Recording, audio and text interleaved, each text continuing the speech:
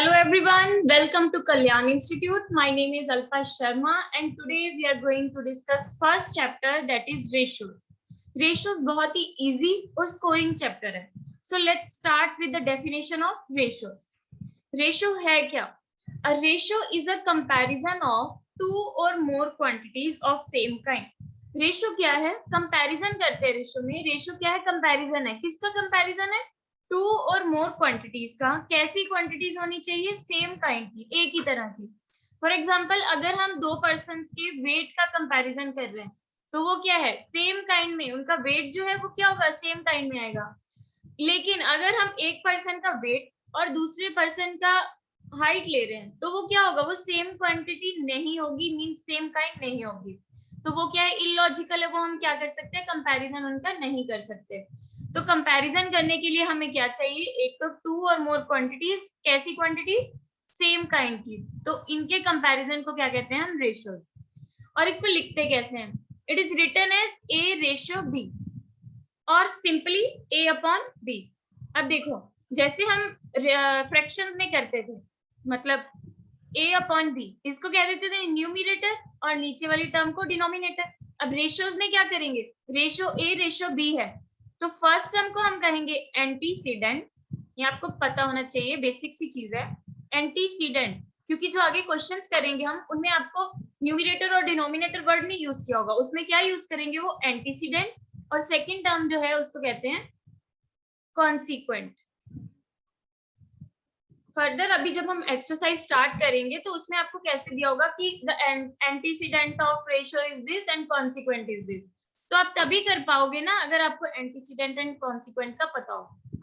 तो ये हो गया antecedent and second term is consequent. Now अब इसमें रेशियोज में क्या है? कुछ टाइप्स होती हैं रेशियोज की. वो टाइप्स हम डिस्कस करते हैं. First one is inverse ratio. Inverse ratio. Inverse ratio नाम से पता चल रहा है. इनवर्स मीन उसको उल्टा करना, उसका रेसिप्रोकल लेना. रेसिप्रोकल कर देंगे तो वो क्या बन जाएगी? इसकी inverse ratio. For example A ratio B है तो उसकी इनवर्स रेशियो क्या होगी? B ratio A. For example लेते हैं 3 रेशियो 4. इसकी इनवर्स रेशियो क्या होगी? 4 रेशियो 3. सिंपल. चलो नेक्स्ट करते हैं. Duplicate ratio. अब ये भी नाम से ही पता चल रहा है डुप्लीकेट. मूवी देखी होगी आपने, जुड़वा. क्या होता है? उसके जैसा ही एक और. ठीक है. डुप्लीकेट रेशियो मींस एक रेशियो लेंगे उसके जैसी ही एक और लेंगे. तो क्या होगा डुप्लीकेट में? अगर a अपॉन बी है या a रेशियो b है तो हम क्या करेंगे? उसकी डुप्लीकेट रेशियो क्या होगी? a square ratio b square, उसके जैसा ही एक और. फॉर एग्जांपल 2 अपॉन 3, इसकी डुप्लीकेट रेशियो क्या होगी? 2 square upon 3 square, that is 4/9. 4 ratio 9. Clear? Next one is duplicate means double. Duplicate double ले सकते हैं, उसके जैसा एक और. तो पावर को क्या कर देंगे? हम डबल कर देंगे. थर्ड वन इज सब डुप्लीकेट रेशियो. सब डुप्लीकेट में क्या करेंगे? सिंपली अंडर रूट कर देंगे. देखो हमने जो डेप्थ में पढ़ना था ना वो हम लोअर क्लासेस में पढ़ चुके हैं. उससे ज्यादा हमें डेप्थ में और नहीं करना है. अभी जो हम सिलेबस करेंगे वो हमें अपने सीए फाउंडेशन के अकॉर्डिंग करना है. हमें इतना ज्यादा डेप्थ में नहीं जाना. तो जितना आपके पेपर के पॉइंट ऑफ व्यू से इंपॉर्टेंट होगा मैं उतना आपको करवाऊंगी. इनफैक्ट उससे ज्यादा ही करेंगे तो सो दैट कि अगर कोई पेपर टफ भी आता है तो चांसेस ना रहे कि हमें वो चीज नहीं पता हो.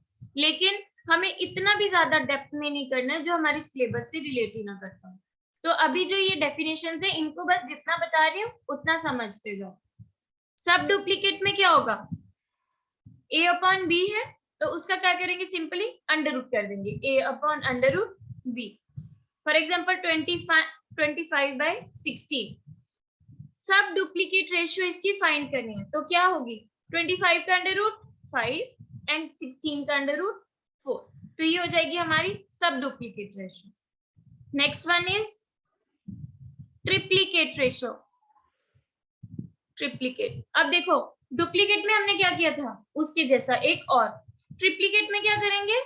3 टाइम्स पावर कर देंगे. ट्रिपल से पता चल रहा है ना, पावर को क्या कर देंगे? 3 टाइम्स कर देंगे. For example a upon B है तो उसकी ट्रिप्लीकेट रेशियो क्या होगी? a cube upon b cube. Simple, नाम से पता चल रहा है डुप्लीकेट में डबल कर देंगे पावर. ट्रिप्लीकेट में ट्रिपल कर देंगे। फॉर एग्जाम्पल कुछ भी ले लो, 3/4। अब 3 का ट्रिपल क्या होगा? 27, 4 क्यूब 64। ठीक है, तो ये होगी हमारी triplicate ratio. Now next one is सब ट्रिप्लीकेट। अब देखो, सब डुप्लीकेट में क्या किया था हमने? अंडर रूट कर दिया था, मीन स्क्वायर रूट कर दिया था। तो सब ट्रिप्लीकेट में क्या करेंगे? उसका क्यूब रूट कर देंगे। For example a upon b, तो क्या होगी उसकी sub triplicate? Cube root of a to the cube root of b। 125 upon 8। अब इसका क्यूब रूट करेंगे, इसकी सब ट्रिप्लीकेट रेशियो क्या होगी? क्यूब रूट कर देंगे तो ये बन जाएगा cube root of 125 divide by cube root of 8। अब क्यूब रूट ऑफ 125 किसका क्यूब होता है? 125 किसका क्यूब होता है? 5 का। और 8 किसका होता है? 2 का। सिंपल, क्लियर यहाँ तक? चलो अभी हम क्या करेंगे, हम पहले कुछ कंसेप्ट्स कर रहे हैं, फिर उनसे रिलेटेड हम क्वेश्चंस करेंगे। ठीक है, अब एक और चीज इसमें आती है, वो है compound ratio. Compound ratio, compound नाम से वर्ड से पता चल रहा है हमें। कंपाउंड रेशियो मींस अगर हमारे पास 2 रेशियोज दी हैं, 2 दी हैं, या फिर 3 रेशियोज दी हैं, मोर देन 2, तो कंपाउंड रेशियो क्या होती है? हम उन सबको इकट्ठा कर देंगे, सबके एंटीसीडेंट्स को मल्टीप्लाई कर देंगे और सबके कॉन्सिक्वेंट को मल्टीप्लाई कर देंगे। सिंपल, एक बार देखते हैं कैसे। For example a ratio b दी है, c रेशियो d दी है, d रेशियो e दी है, सॉरी e रेशियो f दी हुई है। तो क्या करेंगे? कंपाउंड रेशियो क्या बनेगी इसकी? सबके एंटीसीडेंट को मल्टीप्लाई कर दो, a into C into E ratio सबके कॉन्सिक्वेंट को मल्टीप्लाई कर दो, b ratio d ratio f, sorry b multiply d ratio इन मल्टीप्लाई f। ये होगी हमारी compound ratio. For example 2/3 and 4/3, कुछ भी ले लो। हमें इसकी कंपाउंड रेशियो फाइंड करनी है। क्या होती है compound ratio? 2 multiply by 4, 3 multiply by 3, simple 8/9।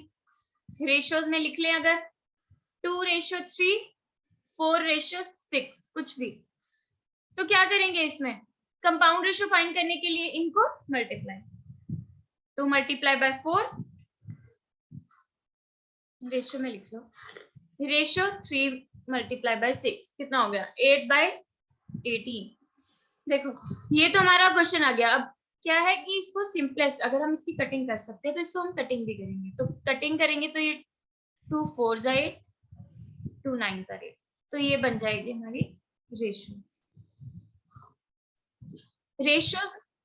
Ratios में आपको एक और चीज का ध्यान देना है, वो क्या है कि अगर हमारे पास कोई रेशियो है a रेशियो b, और we can say a upon b है, अगर हम एंटीसीडेंट को किसी नंबर से मल्टीप्लाई कर रहे हैं तो हमें कॉन्सिक्वेंट को भी करना पड़ेगा उसी नंबर से मल्टीप्लाई।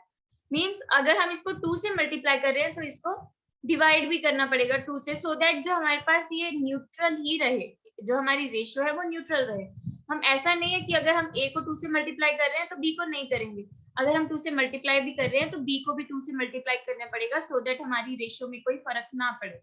अभी हम क्वेश्चन स्टार्ट करते हैं, फर्स्ट एक्सरसाइज से स्टार्ट करेंगे, एक बार चेक करते हैं। Wait, first question is find the inverse ratio of 11/11 ratio 15। हमें इनवर्स रेशियो फाइंड करनी है। अभी आपको इनवर्स रेशियो बताई मैंने क्या होती है। इनवर्स रेशियो मींस उसका रेसिप्रोकल कर दो। तो 11/15 है तो क्या होगी उसकी इनवर्स रेशियो? 15/11। तो option A will be your answer. Next ratio, next question, the ratio of 2 quantities is 3/4। हमें 2 क्वांटिटीज की रेशियो क्या दी हुई है? 3/4। एंटीसीडेंट इज 15, तो कॉन्सिक्वेंट हमें फाइंड करना है। देखो कितना सिंपल क्वेश्चन है, लेकिन अगर आपको एंटीसीडेंट और कॉन्सिक्वेंट का मतलब ही नहीं पता होगा तो ये आप सिंपल क्वेश्चन भी नहीं कर सकते हो। तो एक बार देखते हैं कैसे करेंगे इस क्वेश्चन को। Ratio of 2 quantities is 3/4, 3/4। ठीक है, हमें उन्होंने कह दिया है आगे क्वेश्चन में एंटीसीडेंट इज 15, एंटीसीडेंट इज 15, तो इसका मतलब इन्होंने क्या किया है? 3 को 5 से मल्टीप्लाई किया है। अभी मैंने आपको बताया कि अगर हम एंटीसीडेंट को किसी नंबर से मल्टीप्लाई कर रहे हैं तो हमें कॉन्सिक्वेंट को भी करना पड़ेगा। तो अगर इसको 5 से किया तो इसको भी 4 को भी 5 से मल्टीप्लाई करेंगे तो क्या बनेगा 4 5 है, इसे भी हम 5 से मल्टीप्लाई करेंगे और क्या बनेगा हमारे पास 20। तो answer will be option D. चलो question number 3, the ratio of quantities is 5:7 if consequent of its inverse. अब देखो इन्होंने वर्ड दे दिया इनवर्स, मतलब हमें इसकी वैल्यू इनवर्स रेशियो करनी है, उसका कॉन्सिक्वेंट है 5, तो एंटीसीडेंट कितना होगा। देखो हमारे पास रेशियो दी हुई है 5:7, क्या कहा है उन्होंने, if consequent of inverse, inverse करेंगे पहले इसका, inverse means 7:5, consequent of inverse means ये हुआ कॉन्सिक्वेंट, कॉन्सिक्वेंट ऑफ इनवर्स कितना कह दिया उन्होंने 5, तो इसका मतलब उन्होंने 1 से मल्टीप्लाई किया हुआ है, तो एंटीसीडेंट कितना होगा, इसको भी हम क्या करेंगे 1 से मल्टीप्लाई, बन जाएगा 7, तो answer will be 7, option C. Question number 4, the ratio compounded of 2/3, 2:3, 9:4, 5:6, 8:10, compounded ratio means antecedent को अलग से मल्टीप्लाई कर दो एंड कॉन्सिक्वेंट को अलग से मल्टीप्लाई कर दो, तो चेक करते हैं एक बार आंसर क्या होगा, 2 × 9 × 5 × 8 डिवाइड बाय, नीचे क्या आएगा 3 × 4 × 6 × 10। अब देखो जो कैंसिल आउट होते हैं उनको कैंसिल आउट कर दो, 2 3s are 6, 3 3s are 9, 4 2s are 8, 2 5s are 10, 5 से 5 cancel, answer will be 1/1, so answer will be option A, 1:1, simple.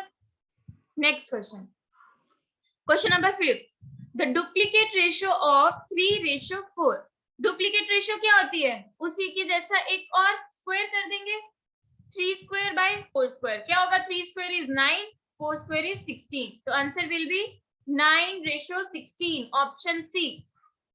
Question number 6, sub duplicate ratio, क्या करते हैं सब डुप्लीकेट रेशियो में उसका स्क्वायर रूट कर देंगे, स्क्वायर रूट मींस 25 का स्क्वायर रूट डिवाइड बाय 36 का स्क्वायर रूट, क्या होगा 25 का स्क्वायर रूट 5, 6 का 36 का square root 6, answer will be 5:6, तो option D will be your answer. अब इस क्वेश्चन में एक चीज का ध्यान दो, आप लोग क्या करोगे 25 का 5, 36 का 6, फर्स्ट में आ रहा है 6 और 5 ठीक कर दोगे, लेकिन वो क्या होगा रॉन्ग, हम तो क्वेश्चन ठीक करके आए थे, हमारा रॉन्ग कैसे हो गया, वो कैसे हुआ कि आप लोग ओवर एक्साइटेड हो गए सिंपल क्वेश्चन को देख के, तो सिंपल क्वेश्चन को भी अंडर एस्टिमेट नहीं करना, आपको क्या करना है ध्यान देना है, देखो हम कॉन्सिक्वेंट और एंटीसीडेंट को चेंज नहीं कर सकते, तो ये आपने ध्यान देना है कि